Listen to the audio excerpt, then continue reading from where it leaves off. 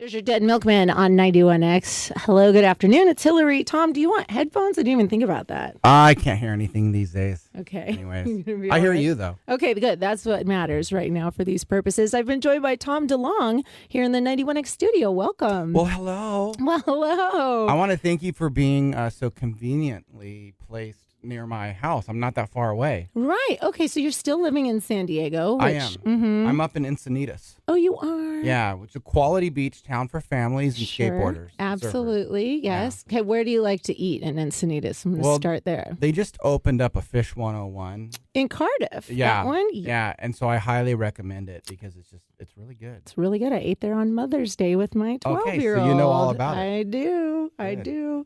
Awesome. Well, welcome to 91X again. You're probably one of the few rock stars that has been here like more than 10 times. And I just loved it when you said rock star. I remember there was a life that I lived in the past. But, we were talking about this earlier. You're San Diego royalty when it comes to music and all kinds of things. But over the years, you've been here between like Blink being on loudspeaker back in the day and Blink 182 and Angels and Airwaves. I was just telling you, I found a picture, I think, from the first Angels and Airwaves record when you guys came in. It was you and David Kennedy and two other guys. Not even back Adam. Then it would have been Ryan and Adam. Was it Adam? Yeah, Adam from Rock from the Crypt. Right. Okay, so I have an old picture of which that. I still love him. He came very close to actually doing this the tour that we're coming up doing. He was gonna, it was really close to having him being on. We're kind of like a revolving door of artists. Mm-hmm. Angels was supposed to be an art project, so it's kind of like who's available right now to do it, and I love. Yeah, we had a lot of fun. Adam's funny too. Like, he is funny. Really had a lot of. He's a quality person. He is a good guy. Well, I want to take it way back since I have this opportunity to have you in here. And 91X played The Adventure when it came out in 2006. That was your first record with Angels and Airwaves, right? Probably the biggest song of my career, to be honest. Really? Like people think of like songs associated with Blink 182 and me, they would say like All the Small Things was like the big, I mean, it's funny. I sound like I'm 8 years old in that song. When I hear it, I'm like, oh my God, I literally was in diapers singing that. You can hear it. And when you play that in front of 100,000 people at Reading or something like that, I remember when because I was talking about this yesterday to somebody, when you headlined, when Blink headlined Reading the first time, I just threw that in there because we did it more than once. Reading, really. First of all, Reading and Leeds, right? Huge festival in the UK. But when you hit all the small things, 100,000 people, guys like, oh my God, that song has gone a long way. But The Adventure, was bigger in a different way. It's like people walking down the aisle to it and playing it at like the Olympics, or when Obama was getting elected president, they're playing it. It just went so far because it's such an inspirational song. It is. And exploded that band, Angels and Airwaves, onto the scene to where it's a pretty big band to this day. It is a pretty big deal. Yeah. You had David Kennedy has been with you from the start. Sure has. I actually had him on my podcast about 6-7 months ago. Sat down with him. Actually, maybe it was like 8 or 9 months ago because I met him at James Coffee Company. I have a podcast called I Like Food. That's about David's Coffee Company music. For those listening. Right. James Coffee Company. It's really, really good. I met him there in the afternoon and he was like, I just came from Tom's house and this thing might be a go. And I was like, what? So we talked a little bit about sort of when you guys were first, less than a year ago, starting to mess around in the studio, I think. Yeah. Well, I started recording music again. I mean, a lot of people, it's funny, there's like two groups. There's like the hardcore Angels and Airwaves fans. We've never gone anywhere. We put out music each year, but we do it in our own way with my company To the Stars and with all the film projects and stuff. So we do all that, and then we decided, well, maybe it honestly was a bandwidth thing. The company couldn't handle putting out this particular record, so we went and we put it on a label, and the label has their way of kind of plugging into the mass industry, and that's why I'm sitting here today. All of a sudden everyone's like, where have you been? They're back. And I'm like, well, I haven't really gone anywhere. But for most people that live normal lives, they probably wouldn't have been hearing what I've been doing necessarily for the handful of years. So with David, it was like, okay, let's go do this through, let's really laser focus and bring this back in a way that continue what we wanted to do, which was motion pictures and animations and albums and cross-pollinating themes on different art mediums, and and it's happening. And here we are, and now I'm here. It is happening. Yeah. It feels like a kind of an exciting time for you. I know, over the years, it really, Angels and Airwaves, like you said, it feels like it's always been more than just a band. It's almost like this living, evolving art project with a million arms going out in different directions with comic books and films and then To the Star. Like, is To the Stars part of the Angels and Airwaves project? And actually, first, tell people exactly what To the Stars is, who may not know. Okay, so when Angels and Airwaves started, I knew that we couldn't kind of compete in a way that Blink did. Blink was like this kind of cultural phenomenon at the time. And so when I started Angels, I was like, okay, well, I'm not going to try and pretend I can do that again. I mean, that's like we just, it was won the lottery, Lightning in a bottle. It just that never happens. Yeah. So I kind of thought, well, why don't we take themes about the human race and try to get all arty in our own way, and we'll do a movie, and we'll do books, and we'll do albums, and we'll really try to get large groups of artists, authors, and directors, and we're all kind of working on one theme together. And we did that and put out a movie called Love. It was kind of an art house movie. We got really great reviews, but there were like a lot of like punk rock fans who were like, what the hell is this? This is so boring. Why are we watching some guy reading poetry? It wasn't that bad, but for real, like I think there were like people that didn't totally get what we were doing there. But in any case, we expanded on that. We needed a company to handle that, so we created To the Stars, which was essentially like a science fiction Disney. Where we were a publisher, and we're a merchandiser, and we're a production studio. So then we put out our second art piece, which was called Poet Anderson, this animated short film. Right. We won Best Animation at Toronto Film Festival, and we put out these novels, and we won really dope awards on but one called the Benjamin Franklin Award, where oddly enough, it's a science fiction award for the best cover and the best story, both. Really? Which I was kind of stoked because our cover was painted by this really great painter. But in any case, so that was all growing, and we're moving on. Okay, let's talk about Poet Anderson feature films. Let's talk about the new stuff. I mean, we had all these things brewing. And then one of the stories that we were going to do was called Secret Machines, and it was about UFOs. Okay, yes. But the problem was I took a deep breath and said, if I go out and put this story in a $100 million motion picture, I'm probably going to see my car just drive right off a cliff and randomly find me at the bottom of a river or something, because I was dealing with national security secrets. Okay, because it was like scary. Serious things stuff. Okay. Serious things I knew. See, I can't wait to get into that with you too. Yeah. So I figured before I do this, I should probably go around and ask permission. And that's what I did. So From who? spent the government. So I spent about 9 months working my way into the Department of Defense, working my way into various 3-letter agencies, and eventually got to the group of generals that run the UFO program for the United States government. Oh my God. Were you wearing a diaper that day? Oh my God. Amazing. No, the day that I needed to wear a diaper I thought I got the complete sign off, which I did. Okay. But there's other 3-letter agencies that didn't know. Like DOD, CIA, who are we talking about? Those amongst others, Okay. yeah. And so these other groups didn't know that I got brought in. They just knew that I was on the radio doing national press, leaking national security secrets that were super classified. Ooh. So believe it or not, I got put in a small room up in Del Mar by a gentleman from one of these 3-letter agencies, and he's showering me with compliments about my band and just loved Angels and Airwaves. And like 20 minutes into it, I was like, sir, I know who you are. So when you sit here and give me all these compliments about my music, I'm kind of thinking, what's the deal here? I'd taken it with a grain of salt. Yeah. And he took a big breath and then leaned back in his chair, and then he just scoots forward. And I remember I flinched, and he goes, I need to know who the F you are. You know a bunch of stuff, using bad words, that you shouldn't know. And I need to know why. You need to tell me why you and I are in this room and how you know what you know. Oh my gosh. And another line, stuff the president doesn't know, and I need to know why. I was like, oh my God. No That's when I wanted the diaper, way. And I was like, oh my God, what have I gotten myself into? Yeah. Because at that point, they had no idea that I was given this long leash by another group in very, very, very secret places to start communicating something to the world. That's because I pitched an idea.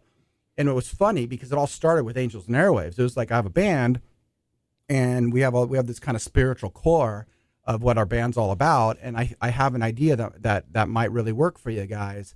And it's not about the band, but we are doing these films and other things. If we can hit it with music, we can hit it with films, and we can hit it with books and documentaries, and there's a whole strategic plan to open up, the first conversations, disclosure. Mm-hmm. It was a vehicle and a mechanism for disclosure. Mm-hmm. And it all started with Angels and Airwaves, right? But I'm also kind of like making this stuff up as I meet these guys with multiple stars on their shoulders. And I'm like, yeah, and we would do this and this and that. I don't know what I'm talking about. I knew it could happen, but I didn't totally know how, but it worked. And what was just Angels and Airwaves, the band, and then the little company called To the Stars to handle all the film projects grew into To the Stars Academy of Arts and Science, where it's an entertainment division, an aerospace division, and a science division, where it's let's tell the stories, let's build the technology, and let's study this with the world. Oh my gosh. And so we are tied into multiple international governments and their respective intelligence agencies. We are partnered with the U.S. government on a bunch of things I can't talk about. Some of the stuff I can. And it's like it's gone from this dinky little project into something really, really big. And so what happened was, it's like, well, maybe it's time to bring Angels and Airwaves back, and because now I have a lot to tell people. Yeah. And I've been given a very long leash to get this out there. And today, by the way, I said it to you before you went on the air. Yes. The Pentagon just admitted they're studying UFOs. They admitted the program existed because we forced their hand, but now it's on the front page of Fox News. It's on the front page of a bunch of places now, that they finally came out and said, yes, we do study these and take these serious. It's the first time in 70 years. Okay. So it's scary. And it's a scary subject. It's one thing. It's cool, but when you really know it's real, it's kind of unnerving. But no, I think it's terrifying and fascinating. And here's what we're going to do. I'm talking with Tom DeLonge here on 91X. Angels and Airwaves have this new, all kinds of new music and a new album coming out at some point. But we're going to do this that we're doing live on the air, and we're going to play some new music from Angels and Airwaves, and then we're going to take it offline, and because I want to keep going with you, and we'll record the rest of our conversation and post that at 91x.com a little bit later today and on all our social media, because I am fascinated and I feel like we could go on and on. In fact, my husband just texted me and he said, you guys sound like you're straight out of Coast to Coast, which I'm going to take as a compliment. That actually is how that specific place heard me, was on Coast to Coast. No way. And that's what that guy literally almost crashed his car going, what the F? Who's this rock star saying all this stuff on national radio? It was Coast to Coast. He heard me on. Okay. You must have been super excited to get on Coast to Coast, too. I took it seriously, and I was excited to be. I grew up listening to that show. Right, right. But, Well, let's bring it back to Angels and Airwaves. You are working on not only new music, and we have this song Rebel Girl that we love, and it's starting to get rolling here on 91X and all over the world. You guys have been so supportive. I am so thankful. I told you when I walked in, it's not easy. Even if you sold a bunch of records, I've been lucky and fortunate to have, it's not easy getting a song on the radio. It's not easy getting anyone to even hear your song. It's a big deal to me. So I'm super thankful. Well, right on. We're still, it's kind of for 91X, it feels like a no-brainer. And it's a great song, but Garrett and I both love it. There's no guarantee. Right, totally. So we're stoked. But so we'll play that in just a sec. But really quick, you have this new music. So when kind of can we expect it? Because you said you're still working on it. It's not totally done. And also the film, Strange Times. Well, what's not that Strange all about? Times. So we actually sold one of our properties, Strange Times. We sold that to TBS. So that's coming. That's in big development. That's an hour kind of in Amblin with an edge about skateboarders and Encinitas. It literally is about skateboarders that investigate UFOs and stuff. You got to think kind of like Super Bad meets Super 8, but with the Jackass guys, No So, way. because I grew up a skateboarder, cool. so it's but you will see like Encinitas on television every week. Oh my God, how fun! Okay, fun. So that's to come. But the movie that's associated with this particular album, I would tell you the name, but it could change. Okay. And I want to kind of launch that when we launch the name of the album. But this album does go with a motion picture. Okay. And I'll be directing. I co-wrote that movie, and I'm directing it, and we're supposed to be in production filming in like 3 weeks. Right. So I have more calls after this today to make sure that's actually still happening. So things are tight in my world and schedule. Yeah. All right. Well, then, speaking of, we'll get to this song, and so we can get things going and get you out of here. But the tour, we're super stoked. You've got two. I mean, they sold out like that. Which, as soon as I heard Angels and Airwaves at House of Blues, I was like, really? That's going to take 2 seconds, and it did. I didn't expect that. We put them all up, and I knew that our fans were going to be really excited, but that's all I thought. So I kind of thought, look, if we go out and just do these club dates. That'll be a really great way to communicate the art we've been making, because we have never stopped making music. We put out albums and EPs, and we've been doing that continuously. I'm a musician first and foremost, but I have not toured with that band in 7 years. Yeah. So I kind of figured, what? I think these dates will do really well. We'll probably close them out by the time the tour goes out there, and then we put them out. And I like saying this because I'm really proud of it. We sold out like half the shows in the country in like 10 minutes. Yeah. So then we upped multiple nights in some cities, and then we just doubled the size of the venues in others, and so most of those will all be sold out in the next probably 2 weeks or so, I hope. Yeah. But what this is leading up to is I'm really been pushing hard to bring Angels and Airwaves back, not back, but to get it into an arena, into a big place, because that's really what I always had in mind 12 years ago. I told everybody, we're making movies, animations, books, science fiction stuff. It's all going to come to life together. And people are like, right on, you're high. Why did you leave Blink-182? On herbal You're full of ibuprofen. yourself, and you're talking about aliens. You're literally lost the plot. But now people are like, oh, my God, maybe he's not that crazy. Right. And it's crazy that what if he's right? That's so scary. No, I know. And I want to dive into that, too. But do you mean have it in an arena so it can be like a full multi-audio, visual, everything? Yeah, it's a multimedia exercise. So the whole idea is all the animations, all the films, even, my company and I released the first 3 videos of UFOs ever declassified by the United States government ever. And we did that a year ago. To the Stars did? To the Stars did, yeah. Oh my Actually, there's some stuff I probably can't say, but I had a very particular meeting at a very particular place. Okay. And I was given the videos, and it was like, get these out. And we did. And we took them to the New York Times, and we did this big thing for 6 weeks with them, and then it came out across the board on the Washington Post, the New York Times, everywhere. Oh my gosh! And but even those will come to life in the show. Sure. The animations, the movies, all that stuff. But to do that, you kind of need a bigger production, which means you need to have more people. And it was always the trajectory. How do we take Angels and Airwaves to do this kind of modern Pink Floyd, The Wall thing, even though we're nothing like Pink Floyd, but it's the idea of being able to branch out of just an audio exercise. And I think that this is all leading up to that. This is about, not so much the tour we're doing in the fall, but it's about next summer. Gotcha. And that's why I'm going to doing the movie now. And that's what I've been working on so hard for 12 years with this band, even when people thought we weren't around, but we were still doing stuff. Mm-hmm. So if all goes right, we'll have something pretty amazing to bring out to the world next summer. That's the goal. That's super exciting. Well, yeah, 2 sold out 91X shows, October 5th and 6th, House of Blues with Angels and Airwaves. And then, maybe Pechanga Arena or Viejas next summer. We can... Qualcomm, whatever. Okay, what have keep you? our fingers crossed. Yeah, totally. Tom DeLonge, let's play Rebel Girl. This is the first new song. We've gotten new music from you guys in a long time, and we're super stoked to have it on 91X. Thank you for being here. If you want to hear more of Tom and I's my conversation, we're going to take it offline and keep going, and we will share that later at 91x.com. Rebel Girl, new Angels and Airwaves. It is 91X. He's so talented. Here, let's keep going. You want to? Yeah, sure. I'm here. I'm just recording into here, so we are off the air, and that is done. Where do I want to start? Wherever you'd like. Tell me about you.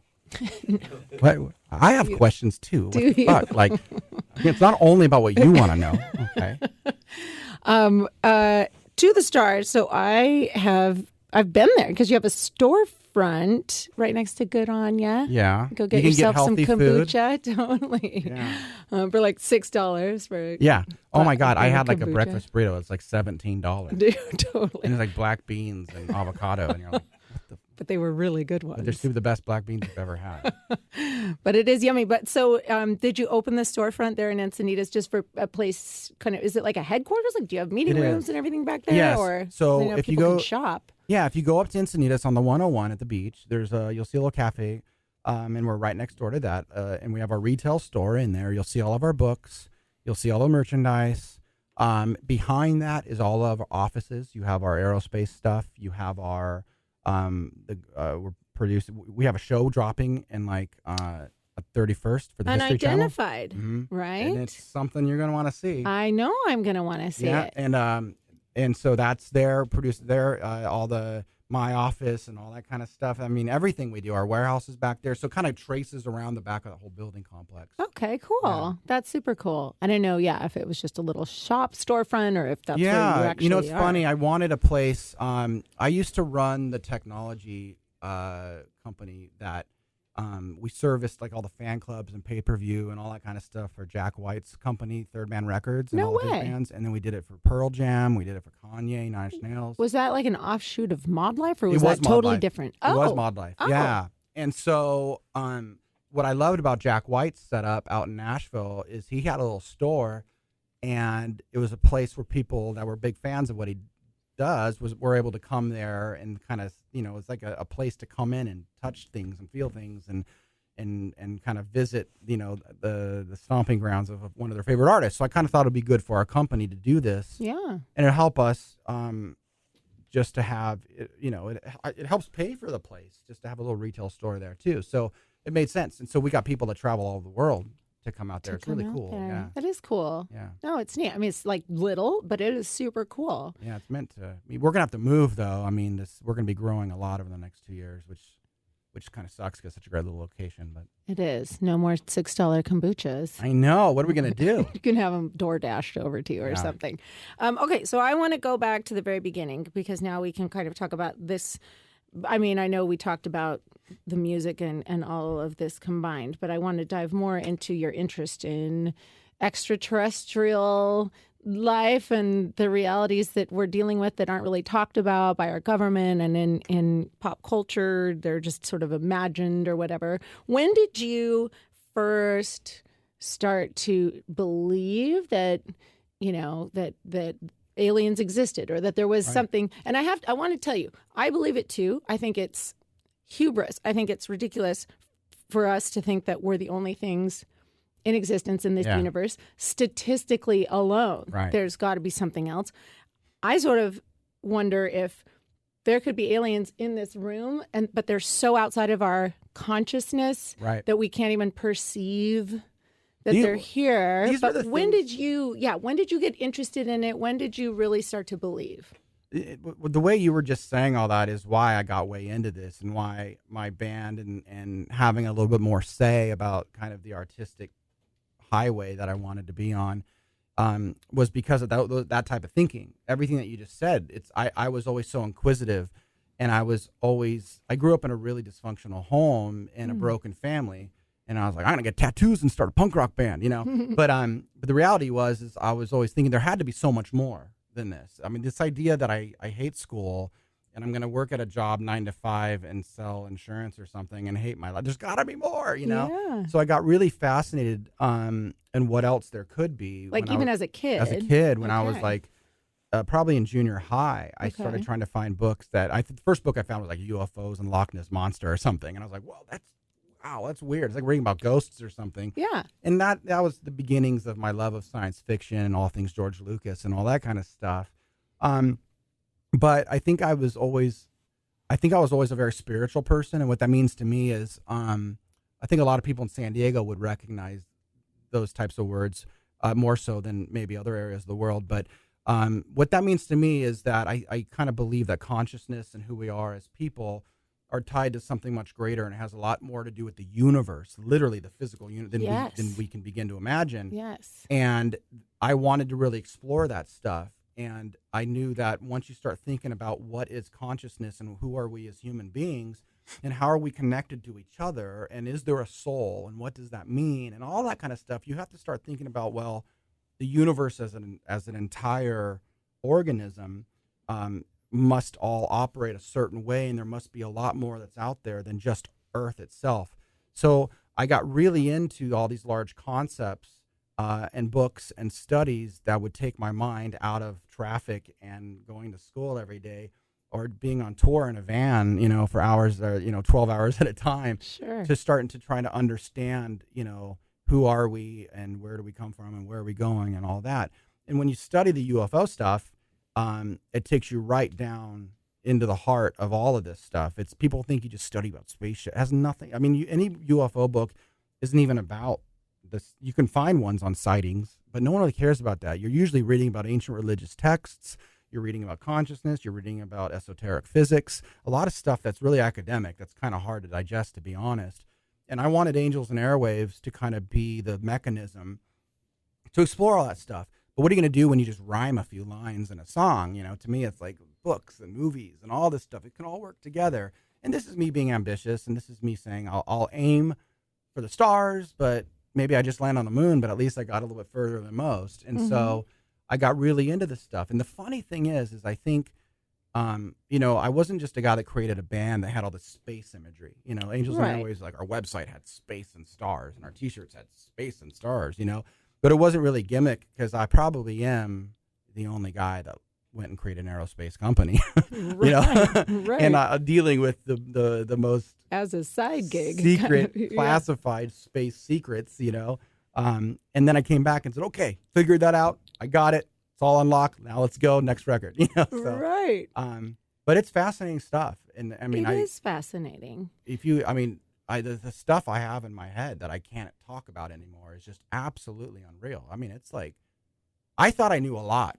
And then there was one meeting I had where somebody goes, let me just tell you what you're fucking with. Let me just let you know. And they said something, and I didn't sleep for 3 nights. And I was like, oh my God. Oh my God. See, I was going to ask, are you able to sleep knowing the things you Sometimes know? No. But most of the time, yeah. I mean, I think it's one of those things like, you know, ISIS is bad. Right. You know, Al-Qaeda is bad. Right. And they do really bad stuff, you know, that's out there. And, you know, there's people dealing with the brunt of that for you. So you can go to the mall and stuff on weekends. Right. So I think when people want to create conspiracies and point fingers at the government, you know, take the politics out of it. But just look at the tried and true career civil servants, you know. These guys, I mean, I've been to the Pentagon, and I've been in meetings there, and I've met the people that, you know, I was told if I ever learned their name, I would have to take it to the grave, you know. And these guys have the fingernails chewed off on all their fingers. I mean, the stress is just unreal, you know. Because they are studying, exploring, dealing with just all types of threats, including the UFO phenomenon, you know. And it's not really it is a phenomenon, but it's a phenomenon to most. Let's put it that way. Right. Okay. Do you feel like you have, in all your meetings and all your studies, you are 100% convinced that not only is there alien life, but that UFOs have come into our atmosphere, have landed on Absolutely. Earth? Yeah. Like 1 trillion%. Okay. Complete. I've seen things, know things. Okay. That 99.99% of the people will never get access to. Yes. Okay. It doesn't matter if you believe it or not. It's here. It's real. Yeah. And it's coming. Okay. It's meaning the subject, you know. We don't know everything about it. We know Mm-hmm. some things about it.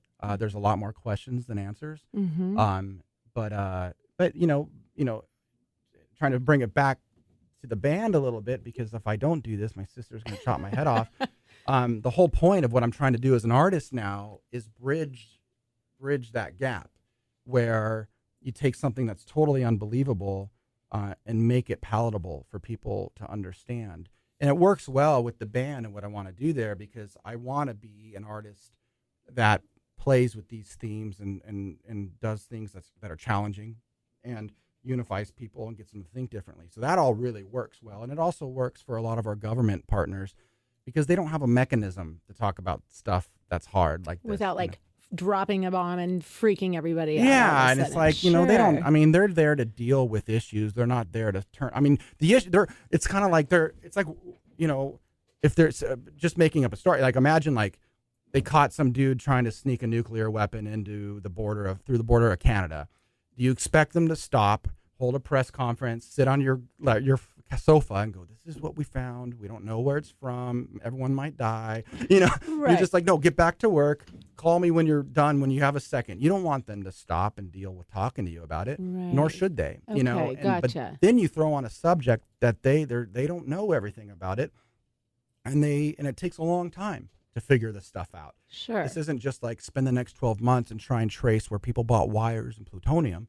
It's like spend the next 70 years, right? And let's try to figure out what the hell has been going on Earth for thousands of years, you know? So It's by you different. like kind of having their permission, for lack of a better word, or blessing to be a little more open about these things that you know, and that the government and these different agencies are okay with you, have given you the green light to share. For you, it serves a purpose because you are an artist, and so you can create. It's an artistic expression of all these things that you know. It's like the culmination of all this knowledge and all this information, but also for them, it's like a way to introduce it to And people without. And it's hard for people too sometimes because they look and they go, it'd be nice to call the government them, but it's not one functioning organism. It's literally like, you know, like Disney bought Marvel. And Disney's $300 billion, and Marvel's probably 30, 50 billion at this point. They're so big. Mm-hmm. They're both giant. And does Disney and Marvel talk about everything? Or does Disney call them up and say, we want you to give us this accounting report? And they're like, we'll get to it when we can. Or I can't call the guy and get the reports. And he says that we don't legally have to give it to you. And they're, you know, you can picture they even though Disney owns them, doesn't mean that they kind of run their own thing. Gotcha. They're a $50 billion division. Right. So think about the government that way. That look how hard it is for Trump to tell them not to give away his taxes. You know, it's like they're all arguing about it and you thought he was in charge. Not really, you know. So in the government, you have a lot of different places and it's $1 trillion company. Think of it that way. There literally is like $1 trillion a year they're probably spending on all this stuff. They're classified budgets and white world budgets. It does not mean that the Air Force is going to do what the Navy wants them to do. It doesn't mean that the CIA wants to share all their stuff with the guys over at Naval Intel. It doesn't mean that the White House even knows what, you know, the Department of Defense has been doing since World War II, you know, unless they knew the question to ask, you know. So you got to think of different places with different budgets doing their own stuff. All right. One of the things that I did with my band was I put together a vehicle that allowed a conversation to take place with a lot of different people from different places. So if you look at the team of my company, you know, it's one of the head guys from Lockheed Martin Skunk Works. I mean, the Skunk Works built Area 51, you know, for the U-2 spy plane. But I also have Chris Mellon was Undersecretary of Defense for Intelligence, third in command of the Pentagon. And he works for To the Stars. Oh yeah, he's the chairman of the Scientific Advisory Board. Are you his boss, Tom?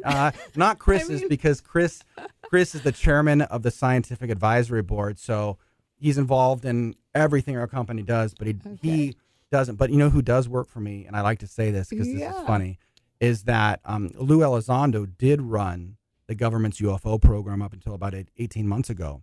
And he does work for me. And so I kind of go, well, that's kind of cool, you know. But my partner Jim is CIA. You know, he was a spy his entire life up until last year, I think, is when he formally left. And but he's what's called a senior intelligence service, which is like a 2-star general equivalent, like the top 2% of the CIA kind of thing. It is like pinch yourself. Do you ever like pinch yourself like that it's come this far for you? It's the coolest thing in the world. Yeah, it is. Like, and that you're legitimized because, you know, like people thought I was nuts. I know. Well, right. And aliens exist. Like, haha, funny song. Cute. You know what I mean? Totally. Yeah. So then, like, when do you recall a moment where you realized you were finally being seen as legitimate in people you respect as eyes, like they were finally taking you seriously? Yeah, I think it was when, you might not know about this moment, maybe you do, Darren, I don't know, but when Wall Street Journal wrote a story, because when all the WikiLeaks emails leaked, when John Podesta's stuff got, my emails were in there, right? Because I was having conversations, and everyone in the article of the Wall Street Journal, they're all like, "Oh, Tom DeLonge is talking about aliens with these multi-star generals and John Podesta and Hillary Clinton's campaign." I was like, no, John Podesta was Obama's senior advisor too. So these were discussions aimed at the White House. And when that came out, it was about a handful of months after I said I was working with some important people. And no one believed me at the time. They literally thought I was nuts. So when this came out, there was pretty big validation. But the other really big validation was when we came out with the New York Times article, when we got those videos declassified and we were able to start the discussion and we outed the program. Gotcha. And that was not an easy thing to do. Mm-hmm. And a lot of people were really pissed, but then a lot of people were calling us up from whether it be the agency, the CIA or the DOD, calling up our partners saying, this is incredible. Thank God you guys pulled this off. You have all of our support. Wow. And even multi-star generals were in on it, up to like the Joint Chiefs level, where like they want it to happen. But there's a lot of people that weren't ready for that conversation too. Sure. But I was pinching myself, and it all boils down to, again, it all started with this band Angels Airwaves. Yeah. And I'm not even just trying to throw in the shameless plug. I'm like, no, but you're right. I see that. It started with me pitching stories that would go along on these big concept albums and movies. But the difference was I wasn't trying to do vanity projects with the stories. I was like, how do we make how do we do a theme that crosses the boundaries of features and books and albums and stuff? So everyone's communicating the same theme, but let the movie be a movie and let the album be an album. Like every piece has to stand on its own. This doesn't have to be like, I'm not really trying to do Pink Floyd The Wall again. Let's make a movie that can live as a feature in every Cinépolis or AMC theaters or whatever. I said Cinépolis. There's one up near me. I don't know. Whatever. Right. I'm a big fan of The Lot. You guys go to The Lot in La Jolla? Yeah, I like nice. The Lot. I live kind of near The Lot in La Jolla. Why don't you just put your address on here? I don't know. Dude, I should. I live right next door in the little blue house. But it all started with the ambitions of how do I take this band and do something different. And I was thinking I could pull it off in like 4 or 5 years, and I was like 12. I was like, this was hard. It's been a long road, But. So then, especially now, it must feel so good to like, here it is. We've got this music. Like it is. Yeah. It really does feel like more cohesive, maybe. Well, everything's. It's funny. I just did like 3 interviews last week in a row, and I remember one. It was like Enemy, it was Krang, it was Rock Sound. It was all UK based stuff. But each interview, the person said, quote, like, wow, the stars are really aligning for you and everything you're doing right now. Yeah. And I remember by the 3rd time I heard that, I was so happy, like, because no one understood why I wasn't in Blink anymore. And then no one understood why I was singing songs about love and consciousness when Angels first started. And then no one understood the UFO thing at all. They just thought I was literally nuts. And so much of when all my government partners came on was like, we need people to see you more as an Elon Musk and less as who you really are, And I'm like, well, give me like $30 billion then, because that's what he has, right? But right. But I it's been a long road to try to get people to understand. This is the other thing too, is I'm a punk rock kid. I do what I want, and I really don't care what people say, and I think it really angers a lot of the fans. The fans. They get so pissed. It's just like, we keep telling you you're an asshole and you suck. Why are you keep doing this stuff? But I think now I think they're seeing a lot of stuff. Like they're seeing the creative differences in what I do and what my brothers in Blink do. Yeah. We like different things. We like different music. But we're still good friends, and we still support each other. And it hit the press last week. I think it came out that, yes, everybody, I will play with Blink again. Yeah. I talked to people Travis. Were losing their minds. Sorry, times. go ahead. No, it's fine. No, but that's the whole plan. I mean, you talked to Travis, you were going to say, I talk to Travis all the time, and I talked to Mark just the other day, and we're always discussing what makes sense and when, Right on. And but for me, it was funny. But when I was starting all this stuff, working with people that were in the government, I couldn't tell those guys.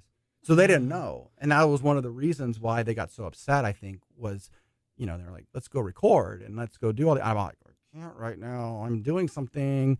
And you mean you were still in Blink when this started? Yeah. Oh. And this was when like the whole meltdown happened, where it's Gotcha. like, Tom quit. Tom didn't quit. And now somebody else is playing in Blink, and everyone hated each other and all this stuff. Oh. All that happened was because I couldn't tell anybody who I was working with. I couldn't tell anybody what I was working on. That must have been really hard. It was hard because at that point, I remember saying to some friends, if anyone just knew the enormity of what I'm putting together right now, if they have any concept that for the first time in the history of mankind, I created a mechanism to have the conversation. And not only the mechanism, like I'm driving the fucking car. That is here. so crazy. I'm like on the front seat or riding shotgun on the single most scariest, fascinating, secretive, like potentially revolutionary everything, dealing with the anti-gravity and other species in the universe, and interactions on the earth and what that means or what this thing even could be and all that, like everything that comes along with it. And it all, again, it was all meant to fall in line behind what Angels and Airwaves was trying to do, which was spearhead these big conversations. Through art, though. Through art. So, but art does that. Cool, you yes. want, honestly, this is crazy. I remember the main general, the guy that holds the keys, Okay. I remember I went out and gave this 4-hour presentation about, why he should consider working with me. And he was just quiet, rocking in his chair with his hand on his chin the whole time. And I remember I was exhausted after 4 hours of how I laid out the entire thing. You're laying out what you know and what you how I vision. planned the vision of how this would work. Okay. And that's like movies and books and nonfiction books and documentaries, the album and the tour and how it travels around and the messaging and how you communicate to young people. Like it's like I'm pitching the iPhone before the iPhone got made. This is how it works. And at the end, he stands up, shakes my hand. It was really a pleasure meeting you. And I'm like, that's it? Pleasure meeting you. I'm like, okay, all right. What do I say? He's like, I gotta go. And he left. And I was a broken man. Oh, I was like, I got so close. I met the guy. And I remember he was like, it's not real. None of it's real, but I really enjoyed yours. And I was just going, oh my God. So I fly home and I'm at the airport and I wrote an email to him and I said, General, please consider for once, just one line, I beg of you. And I said this one thing to him. I remembered at the moment that at the time I used to wear an Air Force hat. And he was a general with Space Command. And I remember I said, at that moment, I said, I wonder if there's like a cool quote with the Air Force. I looked up what they teach you in the boot camp, and it says, you will always do what's right, even at great personal cost. Something to that effect. And so I put that in the email. Yeah, it's just a Hail Mary. I just went on the internet. I was like, is there any cool quote associated with the Air Force? And I found this quote, and I threw it in there. Heard nothing. Get on the plane. I fly home. I land. I'm driving home. I get off in Del Mar, at the exit in Del Mar, and I'm in my truck, and all of a sudden my phone goes, bzz, and I look over, and I see there's an email from him. My heart goes like crazy. Oh, my God. And I pull the truck over. It just got dark. Put on my hazards, so I remember there's like all these red lights blinking. I opened up the email, and he responded to what I said, and he goes, I wonder if there's any time to stop the pressing of your books. And then the next paragraph, I can't tell you what he said, but he said, maybe there's some room in the story for this. Boom, boom, boom, boom, boom. And I swear to you, I almost pissed my pants. My heart was going 1,000 miles per hour. And I go, holy shit, it worked. Oh. What do I say next? And so for the next 6 months. You start Googling more quotes? For the next 6 months was just like, it was crazy. I had to really think through what I say when I say you can't ask about classified programs. Sure. So I had to keep things largely to things I don't want to get in any situation where you'd say, fuck you, I'll never talk to you again. And I learned how to have an enormous amount of respect and humility. And then I had to execute everything that I pitched. And I had to get it done, and I did. And it was just the most wonderful thing, But when the emails leaked, that shut that valve right off. That was the worst. And I said, it's on the History Channel show. I said, it's in there. I'm talking about all this stuff. And I go, I had one rule. There was only one rule. Do not let the names leak of the people I'm working with. And then it leaked because of Julian Assange. Wow. Imagine like a pipeline faucet and water. And someone just comes up and goes, turns it off. Wow. And I was like, oh my God. I was finally getting the stuff out that people needed to know. So, but what happened because of that Wall Street Journal article was that all the people around me now sought me out. Okay. Because they said, you're the real deal. Gotcha. And so now I have To the Stars Academy. So everything happens for a reason, Yeah. That story just gave me chills, by the way. That no is stuff. I haven't told you anything. Dude, I know. And you got to go. It's 2:00. But really quick, go Padres. Trevor Williams, you got the baseball. That was the so funniest cool. thing. I'm sitting there. I just kind of tore up the Pirates a little bit on Instagram. And then all of a sudden this dude comes over with a polo shirt and it's all Petco on his shirt or something. And he goes, hey, one of the Pirates wants to give you. He's from Poway. That's what I heard. Yeah. That's so I was like, super whoa. cool. So, Yeah, so I'm a huge Pirates fan now. Okay, all right. No, but the Padres, they've become really good friends of mine. I'm working on a project that might be the coolest thing ever. With the pods? With the pods. It's Nice. not official yet, but Okay. I'm working on getting it off the ground. Okay. And so far, they're super excited about this. Whoa. If this happens, my love of baseball will be seen in a really, really big way. Oh my God, Yeah, that's exciting. it'll be really cool. Okay, cool. I can't wait for that. I hope it does come to fruition.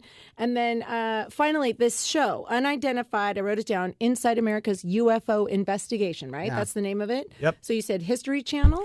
History Channel, it airs on the 31st Of May or June? of this month. Like Okay. in what is it, like a couple weeks or 10 days or something? And it's a series, Tom? It's a series, and if you remember a couple weeks ago, it leaked from Congress that the Navy was putting together a formal reporting mechanism for UFOs. That was us. So To the Stars has been briefing the Senate and Congress and various oversight committees for the past year. Oh, and so all God. the people we're bringing to them to brief the senators and stuff, we're all current pilots and pilots that are in the Navy now that have been intercepting these craft and stuff. No way. Well, we would find them, we would debrief them, and we would do it all on camera, and then we would take them and let them brief the Senate. And what resulted from all of that was us helping guide new national security policy on this and draft language and oversight bills. And so that leaked a couple of weeks ago that was happening, but that was To the Stars. That was us. Oh my God. Yeah, and that's all on the series. You got to be so proud of that. Oh, good. Okay. So then I'm excited to be able to the show's learn more. epic. There's stuff in there that's like, wow. Talk Okay. about like this is going to make people kind of understand Are how you- real this is. Are you the producer or like Yeah, what? I'm on Okay. it too. Okay. It's all my team members. Okay. I'm the producer. I directed it. Okay, It's, cool. Yeah, but it's all Okay. about To the Stars Academy doing this stuff. you know, Okay, so. cool. Like everything we've talked about. That's awesome. Okay, good. And then finally, if people want to learn more about what To the Stars, what you are doing, I know there's always like angelsandairwaves.com and all of your social Yeah, media so- stuff, but for the To the Stars stuff, do they just go to your website? Are there Yeah, resources? the Like best thing is always to follow my socials on Instagram and Twitter, obviously. a lot of So dogs and cars. That's important. Which, by the way, is that not funny? It's very It's the funny. best thing. What I have is like it? 8 more, and I don't want to piss people off. No, do it. I love it. But outside of those super important posts, Yes. there are other things. No, it's groundbreaking. Is groundbreaking. So we follow my socials for Tom DeLonge on Instagram and Twitter and all that stuff. So all the To the Stars Academy stuff is on there, but also tothestarsacademy.com. Okay. And the tothestars.media, though, is where we have like all of our products and books and T-shirts and Angels and Airwaves records and all that kind of stuff. Angels and Airwaves is a division of To the Stars Academy. It's kind of the road show All right. division. So if I have it my way, all the aerospace, all the science, all the data, all the information, all the projects, the ones that can be discussed, would be a part of that extravaganza, that circus. Okay. Going forward. So that's what we're gearing up for.